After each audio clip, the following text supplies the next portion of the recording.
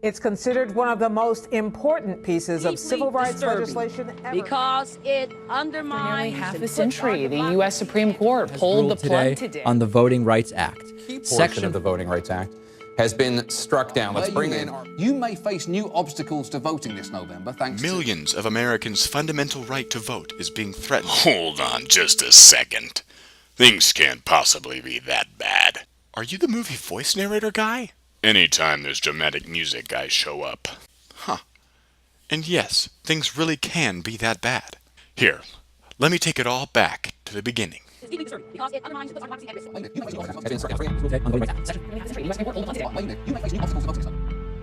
After nearly 100 years of denied rights, minorities, led by Dr. Martin Luther King Jr., began to push for progress. There can and should be no argument. Every American citizen must have an equal right to vote.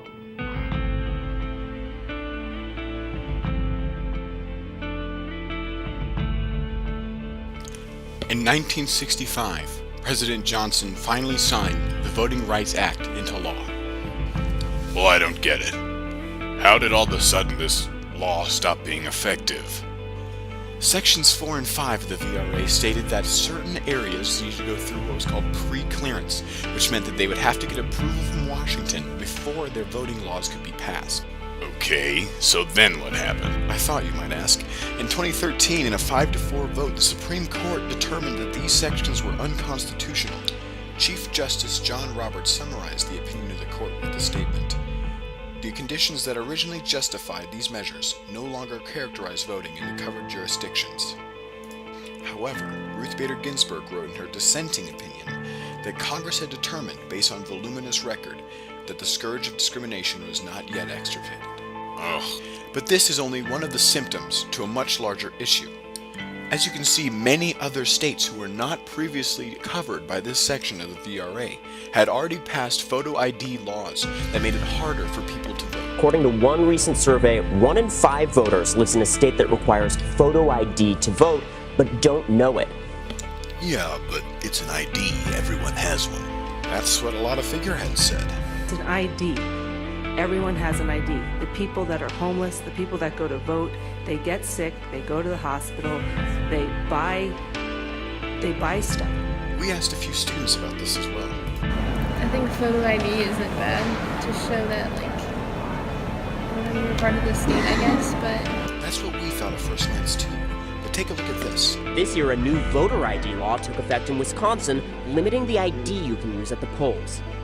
Sharda is an American citizen who emigrated from Ireland when she was just 6 weeks old. She has an Illinois driver's license, but not a Wisconsin-issued photo ID or current passport. The DMV said she needed naturalization papers, which U.S. Immigration Services told her would cost $345 and take many months to get.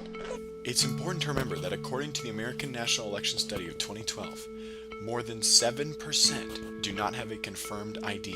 This disproportionately affects minorities. In addition, some states have stricter laws and require IDs that some people may not have on their person. Do you have one of those forms of ID with you on campus? No. The only thing I have is a passport, but that's at home. 7% of the voting population is more than 17 million people who would not be able to vote.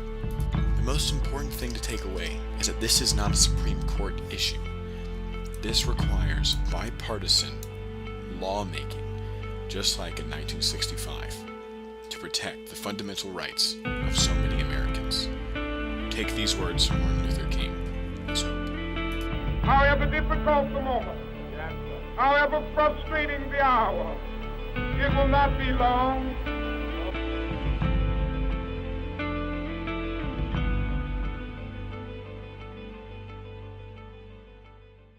You can go to VRA4today.org to join the campaign and move voting rights forward.